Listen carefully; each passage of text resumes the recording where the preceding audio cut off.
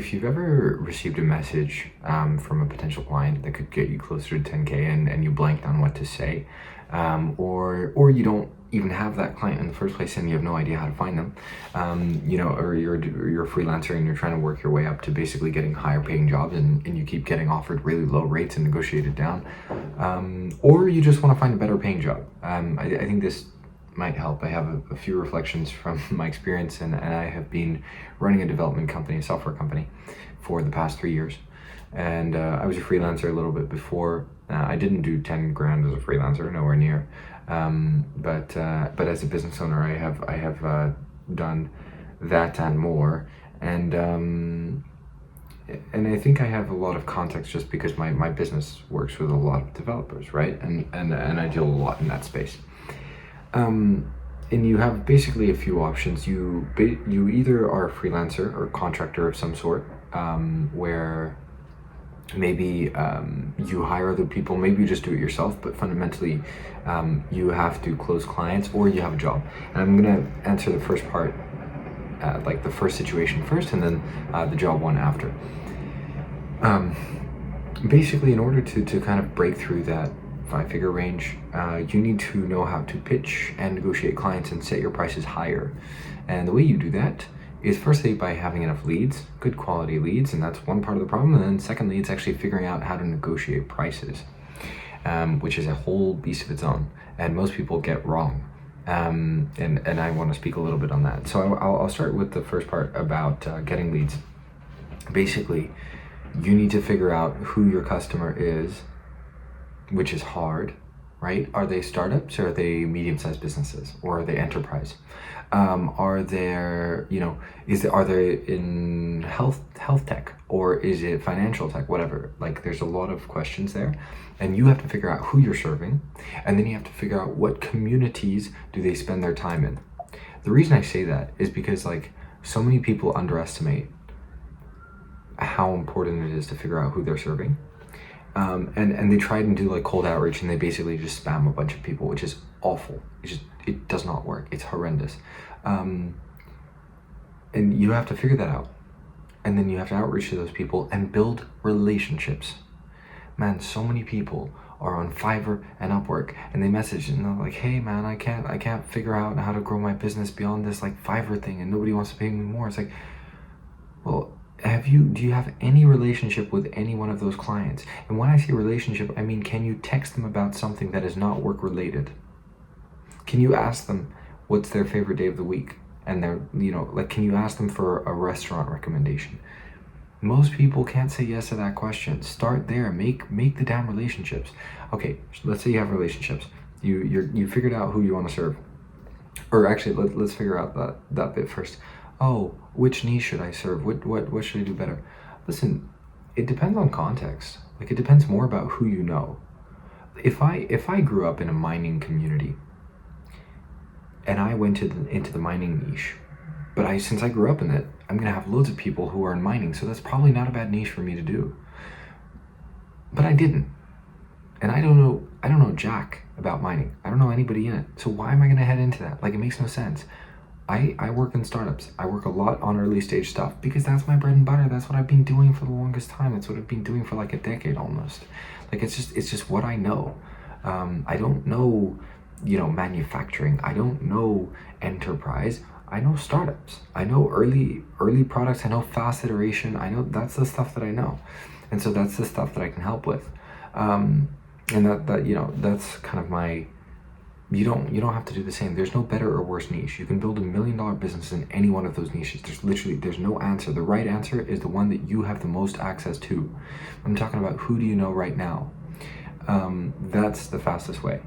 And so, okay, you figure that out, and then it's about finding and integrating yourself into communities and getting more leads. And okay, let's say you have you figured out a community. It can be a school community, it can be in-person community, it can be a bunch of like in-person events, it can be Twitter, it can be LinkedIn, man, whatever you want. Just find a community. A community means that there has to be as much as there is like it's not just about content creation, but it's also about interaction. So finding people that you can interact with, replying to this or giving a resource to this person. Hey, I saw that you're looking for this. How about this like library? And you do this free. You're not asking anybody for anything. That's what a community means. And so, okay, then you get some leads. Eventually, if you make the right relationships with the right people who could buy your services, at some point somebody's going to be like, oh, hey man, I need this thing, can you help me out? And then you got to negotiate and basically command higher prices. The way you command higher prices is you do better. Like you do a really good job. Most people don't do that much of an amazing job. And you must constantly be improving your projects and your infrastructure. Like even my own stuff, I'm trying to improve right now. Every single project that I've done has been better than the last. Your quality has to be good, but also your communication. Like, how often do you talk to your clients? Like, do you have a Notion space or some kind of resource set up where I can track progress and things like that? That's important. And you have to talk about all that stuff. And when you have to learn to pitch to a client, and that is about basically presenting the way that you work, not the code that you're gonna write. Man, I don't care. The React code I can find from 100,000 developers. Why should I choose you? And the reality is, it should come from a place of like why you are the way you are, why you work better than others. What are your values? How am I going to be treated if I work with you? That's what I need to know. And so you should tell people how you communicate with them, what you prioritize, what's important to you. Is it transparency? Is it speed? Like what is the value that you hold at heart? That is like at the crux of a good pitch. And then there's the negotiation. Like, quick tip, show 3 prices instead of 1. I say 3, it can be 2. I mean, I wouldn't do more than 4 just because it gets too much, like it gets very complicated in somebody's head. But don't just do 1, because 1 leaves you open to negotiation, because if that's not the right one, then the client's gonna be like, well, how can we do a little bit lower, because this is too much and I don't have that budget. What you can do is basically, like, I like to do 3 because I make the first the most expensive, the middle one is the most worth it, and the third one's obviously the cheapest. And so I will anchor them at a high price. Let's say like I'll anchor at $10, and then I have a $5 thing and a $3.50 thing. And so the 10 looks really expensive next to 5 and 3.5, and so the 5 is usually the best deal, and that's usually the one that I recommend for people as well. And every once in a while somebody goes with the 10 and you make extra money, hooray. And every once in a while somebody goes with the 3.5 because their budget is too low, but you already had that as an option, and you make sure that it's an option that you can take and that you're not going to be frustrated with, right? Like don't make an option that you would hate. So set your minimums, set the desire, and set like the kind of the anchor, what I call it. Basically, it's just a high price that you're not necessarily focused on selling. And most clients, I don't think I've ever experienced a negotiation where a client doesn't do one of those 3. Like they either do one of those 3 or they don't want to do it for whatever reason. But most of the time you should figure that out in the prospecting call, but that's a different conversation entirely. But that's it sounds, I mean, it's not that complicated actually. It just takes time to figure out, and you just rinse and repeat, and you practice, and you do pitches again and again, and eventually you get better. And if you keep doing that, if you do a good job for clients, if you're integrated in a community with them, man, you'll definitely get past that 10 grand, that 5-figure mark.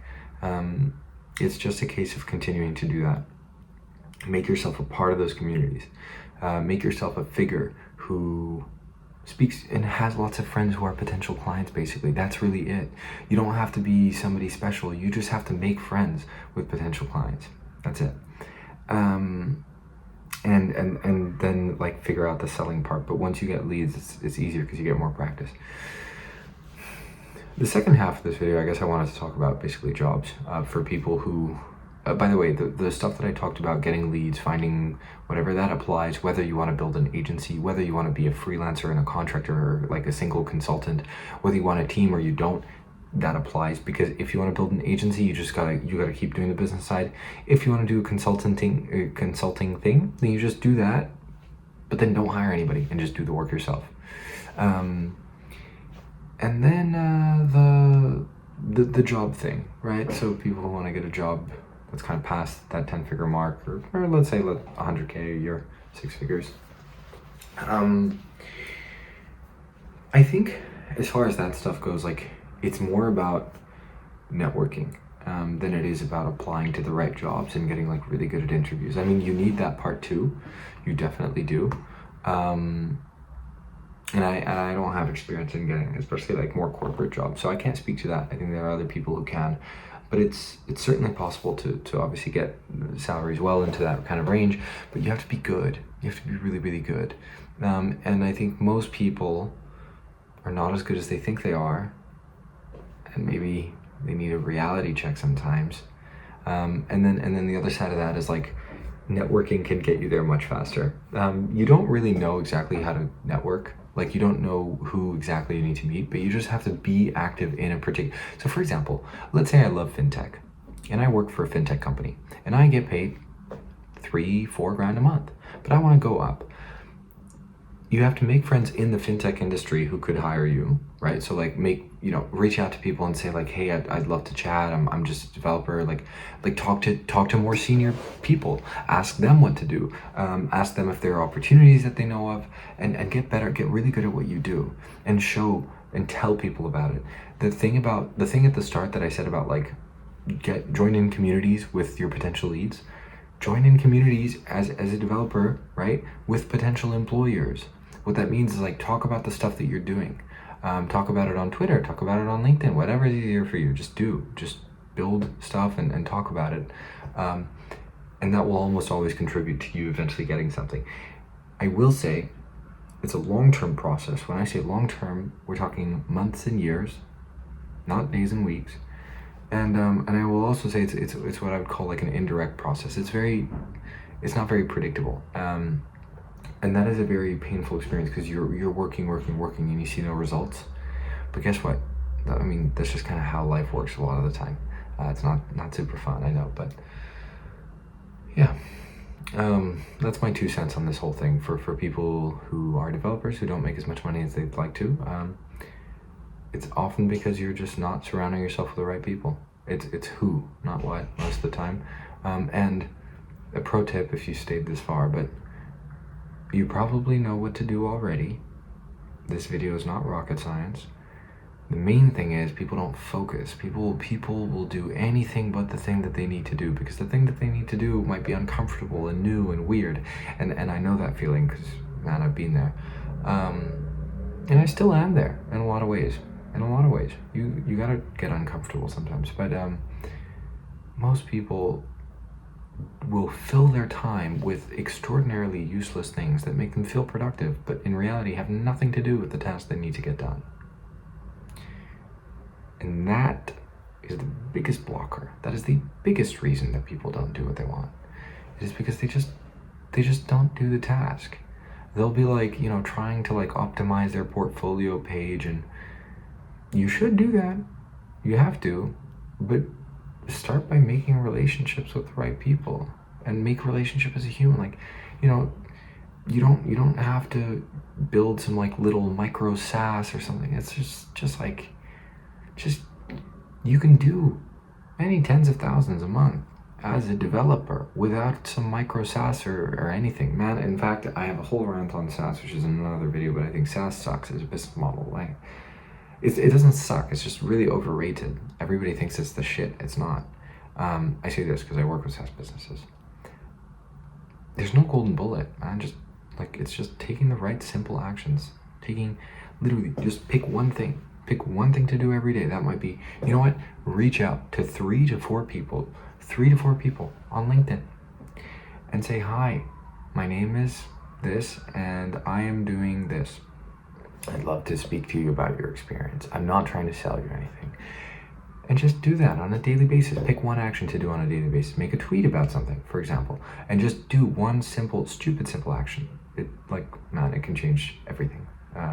In fact, this channel is a testimony to that. I've recorded every day since January something, and it's I think something that will come to bring incredible value to me. But even just for myself, it's taught me so much. Like, it has me reflecting on lessons so much more constantly. There, just like pick one simple thing, pick simple actions and just do those. Stop doing all these complex, stupid to-do lists. Man, it's so useless. You're wasting so much time. Anyway, that's a little rant of mine. If you did stay this far and you did enjoy it, do subscribe, because most people who watch are not subscribed. And yeah, feel free to comment any questions. I do read those comments and I get ideas from them sometimes for videos, so I might answer yours. But otherwise, take care.